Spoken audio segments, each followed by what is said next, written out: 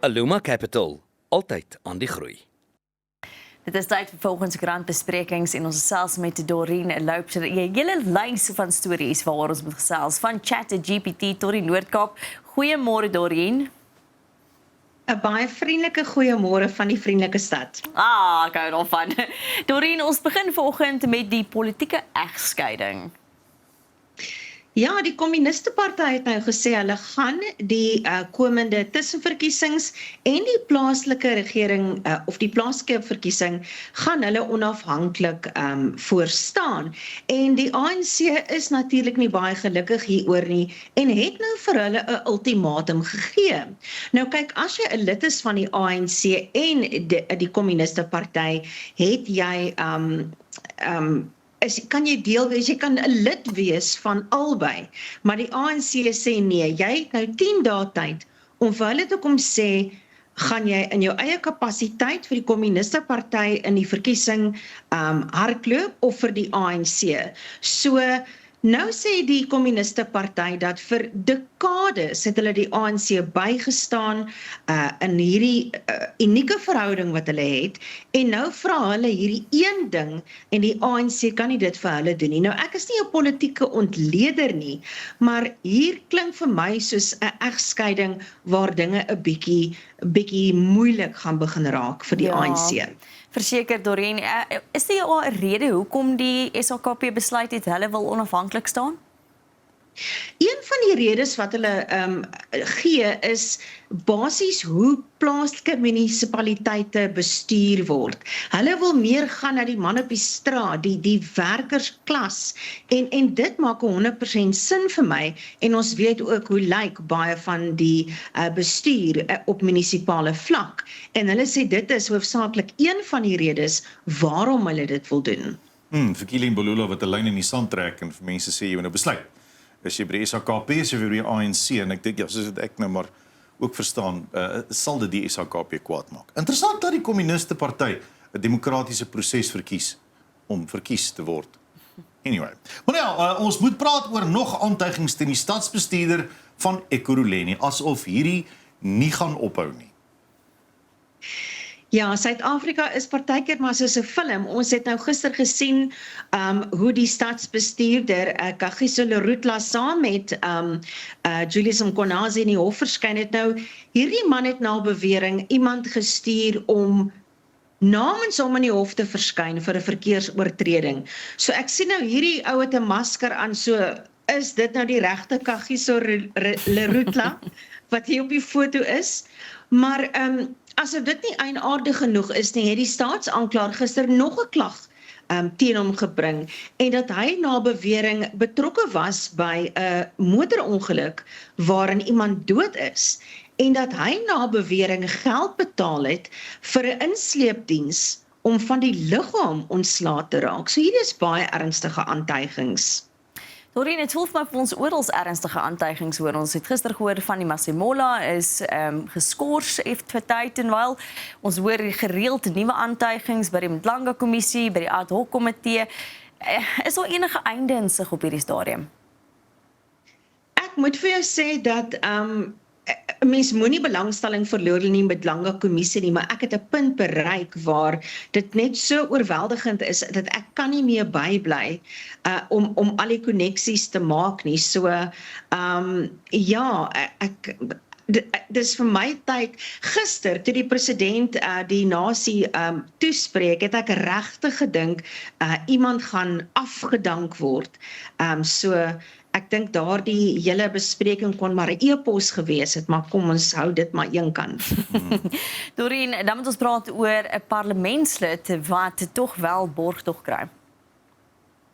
Ek het also baie hieroor gepraat. Dit is 'n baie bekende parlementslid in die Wes-Kaap wat uit is op borg van R15.000 op baie ernstige seksuele klagtes. Hy het na bewering oor 'n tydperk van 5 jaar 'n tiener seksueel misbruik, en natuurlik weer eens moet die kind beskerm word, so die beweerde treder se identiteit word beskerm.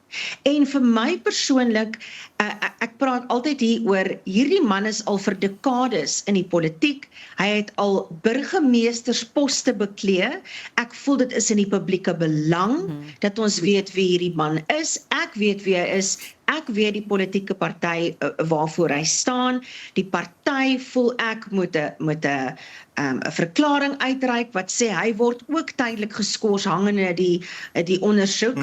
Dit is net weer eens 'n situasie waar die slagoffers word beskerm, maar so ook die beweerde oortreder. En ek moet bysê dat in hierdie spesifieke geval is die slagoffer se ma ook in hegtenis geneem op aanklagte van mensenhandel en seksuele uitbuiting en sy gaan volgende week verborg aansoek doen. Dis 'n aaklige storie. Ja, ek kan verstaan hoekom jou gevoelens so sterk is daar rondom. Dan is daar ook 'n nuwe saak in die VSA waar iemand ChatGPT gebruik het om 'n skietery op 'n kampus te beplan. En nou sê hulle maar as ChatGPT dan nou help beplan het aan hierdie skietery, dan is ChatGPT ook 'n medepligtige aan die moord wat hy gepleeg het. Dis reg, Peer, in die staat in Florida sê dat as ChatGPT in hierdie situasie 'n persoon was, dan sou hy of sy definitief aangekla geword het. Nou, die skieter het vir ChatGPT gevra watter vuurwapens hy kan gebruik, wat die grootste impak sal hê, wat se ammunisie, waar op kampus waar hy wou skiet, sal die meeste studente wees op 'n spesifieke tyd en die maatskappy wat ChatGPT verteenwoordig sê ChatGPT het maar net feitelike antwoorde gegee. Maar ek wou die storie uitlig want ons lewe in sulke interessante tye. Ek dink ons gaan al hoe meer eienaardige stories soos die begin sien. En hoe gaan ons AI aanspreeklik hou? Ja, ek dink dis nogals kommerwekkend dat mense hoor dat 'n ChatGPT vir so iets gebruik word, waar mense hoor hoe hulle help 'n moord beplan. Ek kan dit amper nie en dink ek moet seker nie verbaas wees daaroor nie. Nee, dis die ding, ek moet seker nie verbaas wees daaroor nie, maar dit is my nog steeds skokkend om te dink waant is ons op pad. Dit is eintlik ja, ek is nogals geskok. Nie verbaas nie, maar geskok en dit is bekommernis dat dit is waar ons is, Dorien, dat ons vir ChatGPT vra help my 'n moord beplan. Goeiste genade, ons sou hierdie ene verseker dop. Dan 'n interessante storie, dat 'n dorp in die Noord-Kaap nou te koop is.